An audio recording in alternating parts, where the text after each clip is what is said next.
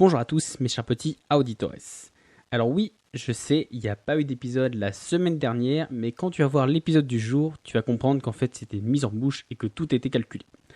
Du coup, après 16 épisodes originaux, inspirés et inspirants, j'ai encore une fois plus d'idées, comme diraient certains et notamment ma copine, et peut-être que c'est vrai, peut-être pas, mais vous ne le saurez jamais. Bref, assez tergiversé pour essayer de combler comme je peux, d'essayer de faire une petite intro. Bonjour à tous et bienvenue dans ce 98e épisode d'Electron Penseur.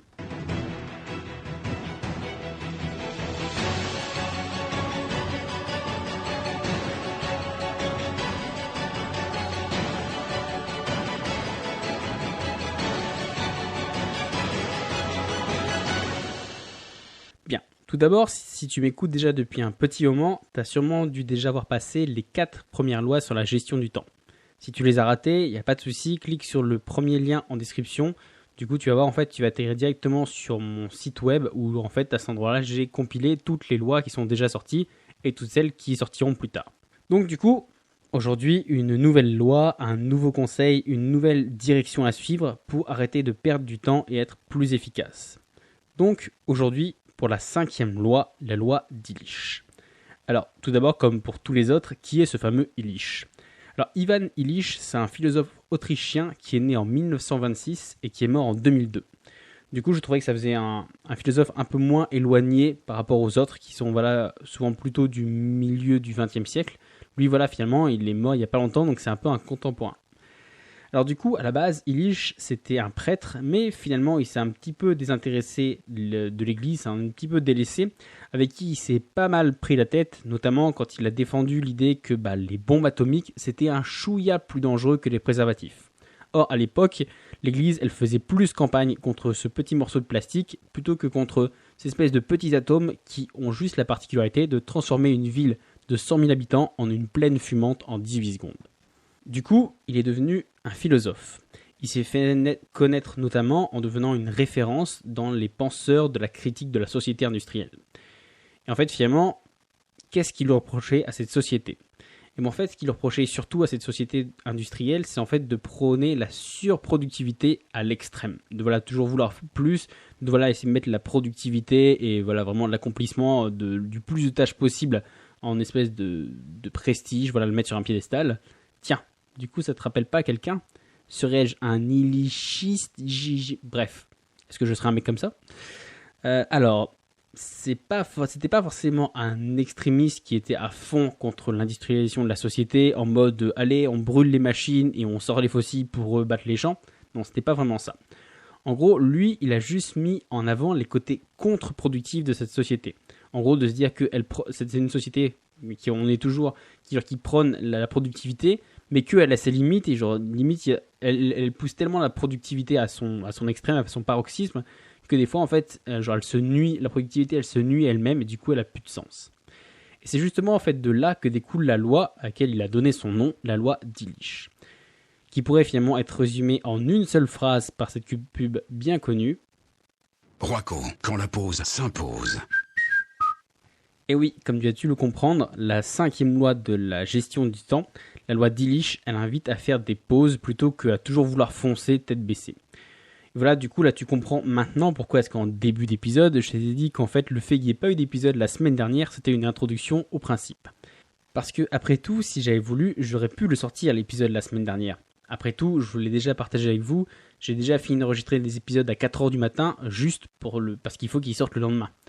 Donc finalement, j'aurais pu. Mais pour rien te cacher, malgré un long week-end de 3 jours, finalement c'est le fameux truc de plus on a de temps et moins on en fait. En gros, j'ai couru partout et finalement c'était pas vraiment une question de pas avoir le temps. Mais quand même, pas avoir le temps, tu me prends pour qui quand même, vu le titre de la chaîne. Mais en gros, c'est juste que finalement j'avais plus l'énergie optimale pour le faire. En gros, j'aurais pu sortir tête baissée l'épisode coûte que coûte. Mais ça aurait été contraire à la loi d'Illich. En gros, j'aurais foncé sans prendre le temps de faire des pauses. Et finalement, du coup, j'aurais sorti un espèce de truc moyen à vouloir absolument m'efforcer. En gros, trop de productivité sans prendre le temps de souffler, ça aurait été contre-productif.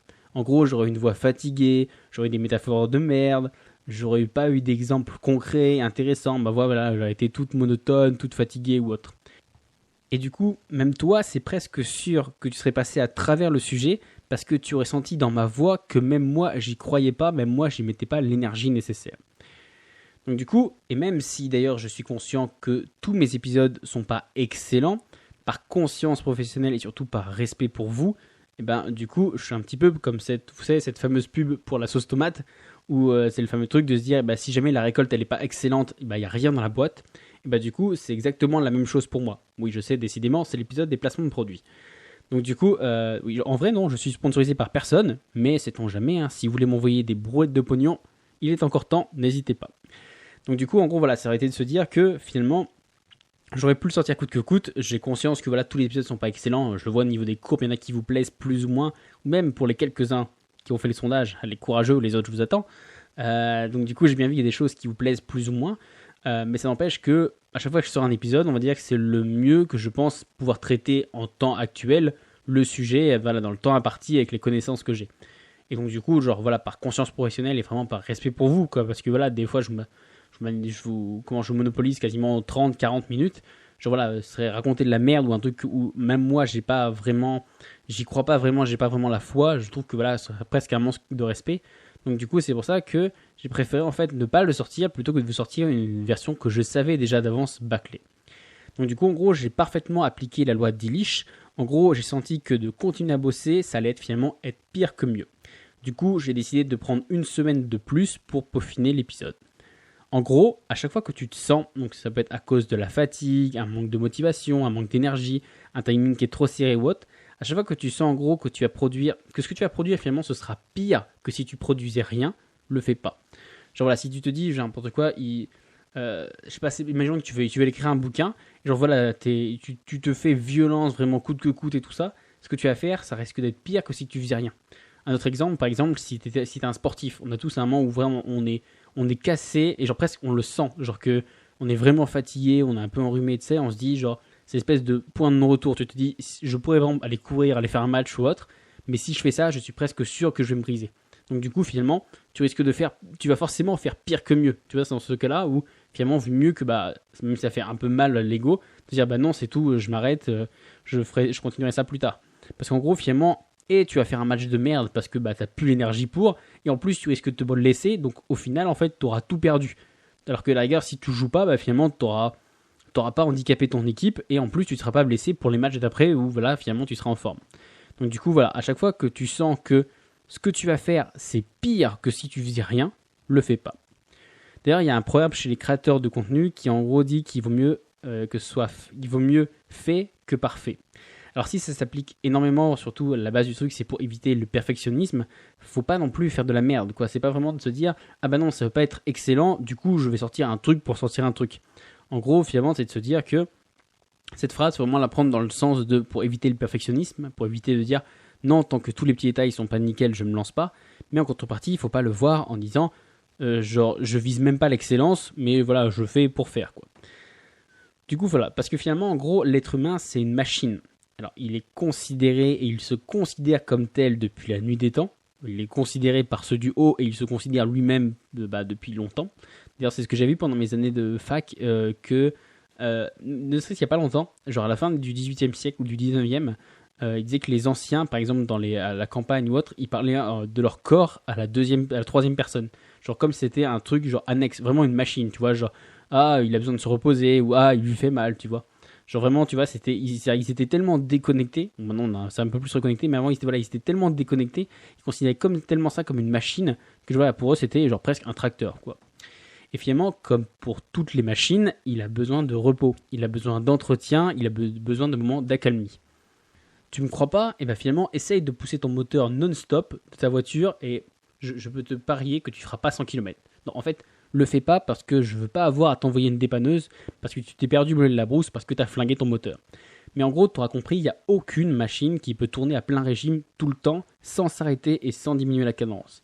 Finalement, si une machine qui est faite d'acier, de rouages, de câbles et de plusieurs milliers de tonnes, elle n'y arrive pas, pourquoi est-ce que juste un petit tas de 80 kg de chair et de sang, et d'os d'ailleurs, elle y arriverait? En gros, voilà, dis-toi vraiment ça. Si quelque chose qui est fait pour une tâche bien précise, elle n'y arrive pas à tourner tout le temps à plein régime, pourquoi est-ce que toi tu y arriverais? En gros, finalement, je te répète suffisamment qu'on n'est pas des machines, mais là, pour le coup, finalement, on se rejoint avec elles sur ce point-là. En gros, les machines comme nous, il leur faut des moments pour souffler, il leur faut des moments où, on va dire, même si on ne dit pas forcément de s'arrêter, mais il y a un moment où il faut dire ils ont une espèce de vitesse de croisière, quoi. Tu ne peux pas être accéléré tout le temps, être à plein régime tout le temps, sinon tout s'use et c'est pas fait pour, quoi. Donc voilà, en gros, pour résumer, si ta productivité, tu la pousses trop à son extrême, non seulement tu es plus productif, c'est-à-dire qu'on va dire que ta productivité, elle décroît, tu es de moins en moins performant, voire même elle devient négative. C'est-à-dire que non seulement tu avances pas, mais en plus tu risques de reculer ou de te tirer une balle dans le pied. Exactement pour le match que je te disais tout à l'heure. Genre voilà, si tu es vraiment fatigué, non seulement tu vas pas être performant, mais en plus, en gros, si tu te blesses, là en fait c'est comme si tu reculais. Parce que du coup, il y a plein de matchs ou plein de moments où finalement tu pourrais être en forme, où tu aurais récupéré, mais là tu pourras pas parce que physiquement, tu auras cassé la machine. D'ailleurs, pour te prouver, comme je dis pas que des conneries, j'ai mis une étude dans les commentaires, je te mets le lien en description. Oula, putain, une source, ça y est, je suis un intello et je peux sortir une thèse. Non, en vrai, voilà, je suis vraiment tombé sur cette étude en faisant des recherches et je me suis dit qu'elle était pas mal. Bon, après, c'est une étude qui est en anglais et vu le peu de retours que j'ai sur le questionnaire, je me dis que vous ne devez pas être beaucoup à aller voir dans les liens ou autres. Donc du coup, je vous fais quand même un petit récap à l'oral. En gros, l'étude, elle confirme et elle prouve qu'il est impossible d'être productif à 100% toute la journée. Donc en gros, l'étude a juste pris des employés et leur a juste demandé d'être au max de leur productivité pendant toute la journée. Donc du coup, les résultats, c'est que le mieux qu'on puisse faire d'après cette étude qui a été faite sur 100 personnes, ce qui est bien pratique parce que comme ça te fait des pourcentages, mais en même temps 100 personnes c'est pas beaucoup mais c'est mieux que rien.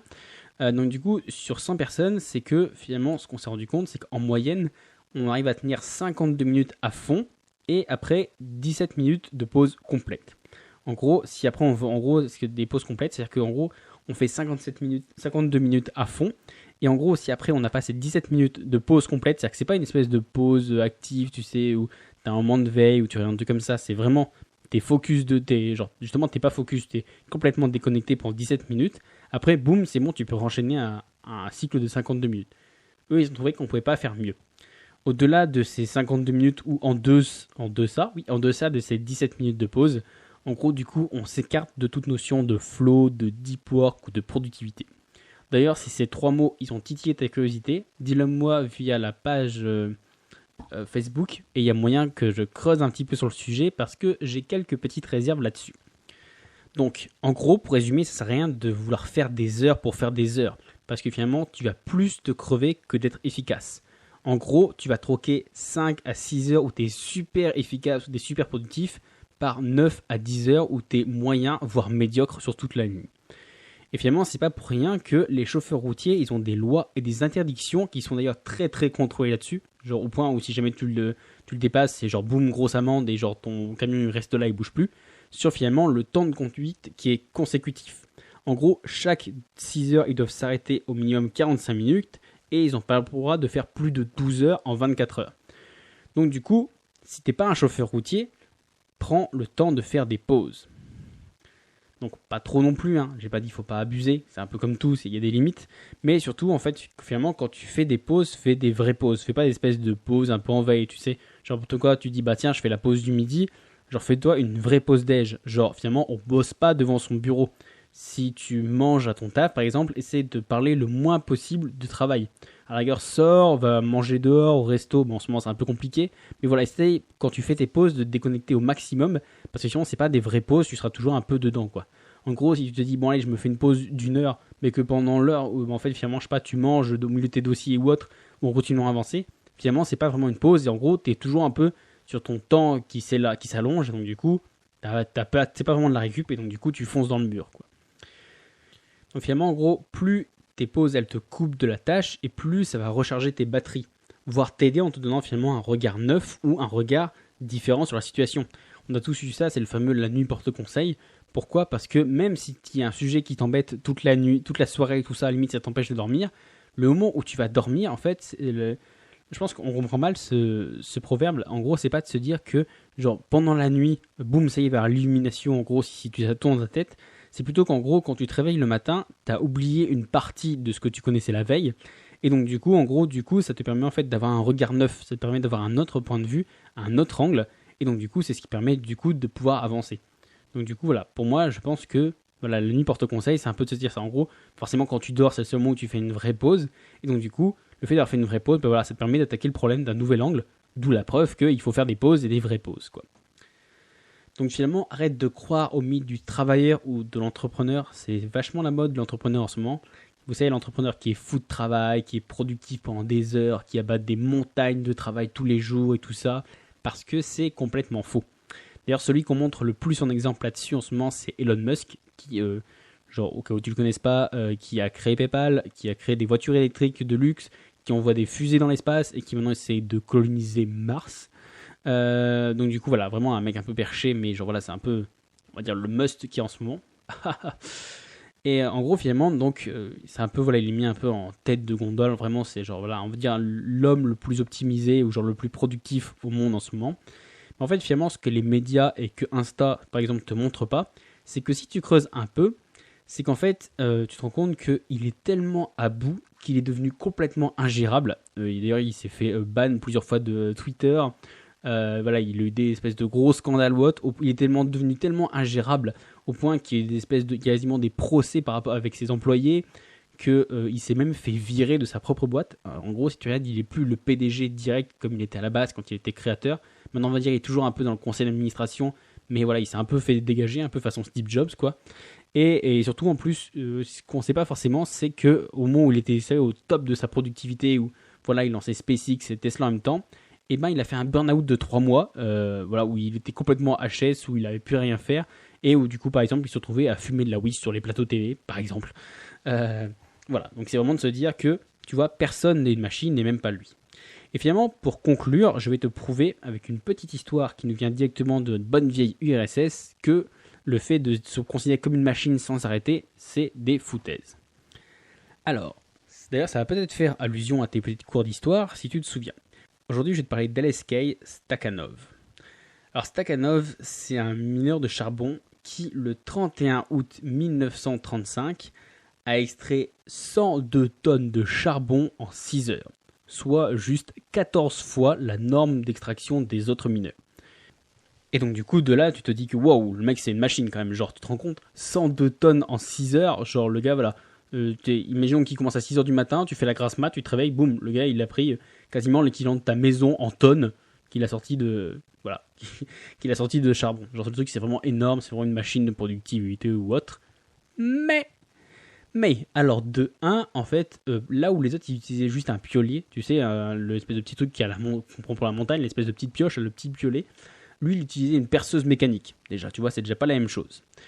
De 2, en fait, il n'était pas tout seul, parce que normalement, forcément quand tu creuses dans une galerie ou autre, si tu creuses trop loin, c'est un truc qu'on appelle la gravité, qui a tendance un peu à faire tomber tout ce que tu as au-dessus de ta gueule sur toi. Donc du coup, au fur et à mesure où tu avances, il faut que tu étayes, il faut que le charbon que tu prennes, que tu extrais, il faut que tu le mettes dans des petits godets ou autre. Donc en gros, finalement, tu passes pas à 6 heures juste à taper non-stop, quoi. C'est genre voilà, il y a des petits moments où faut que tu t'arrêtes, faut que tu fasses des tas. Mais donc du coup, lui, là où les autres étaient tout seuls pour faire la même chose, lui, ils étaient 4. Donc du coup, voilà, avec des mecs qui l'aidaient à l'étayer pour que ça lui tombe sur la gueule, des gars qui, voilà, limite, je sais pas, qui lui donnaient à boire, qui l'aidaient à enlever le charbon ou ça. Donc finalement, il était peut-être pas tout seul. Donc voilà, finalement, tu divises l'exploit par 4. De 3, c'est que, en gros, ça a tellement été exagéré par la propagande du moustachu au pouvoir, que tu connais bien, j'en suis sûr, qu'en gros, son nom, il a carrément donné lieu à un mouvement de pensée du sacrifice de soi pour la cause. En gros, voilà, ça a tellement été poussé que, voilà, finalement, les sociologues, ils ont réussi à carrément lui donner un nom. On appelait ça le stakhanovisme.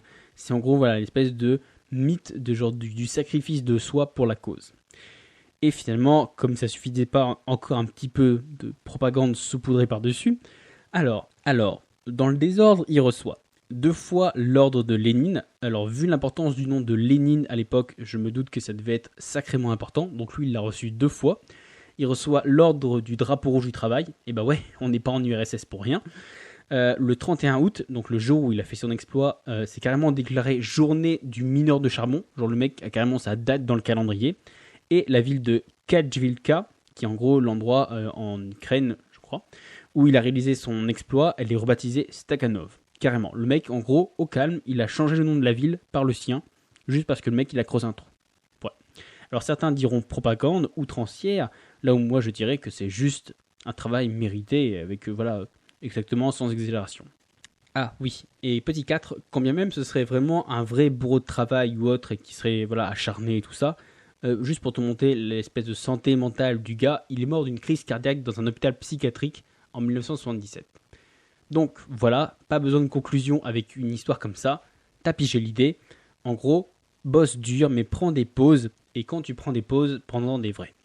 Sur ce, moi du coup, je vais aller me reposer un peu, et je te dis à la semaine prochaine pour de prochaines aventures. Ciao!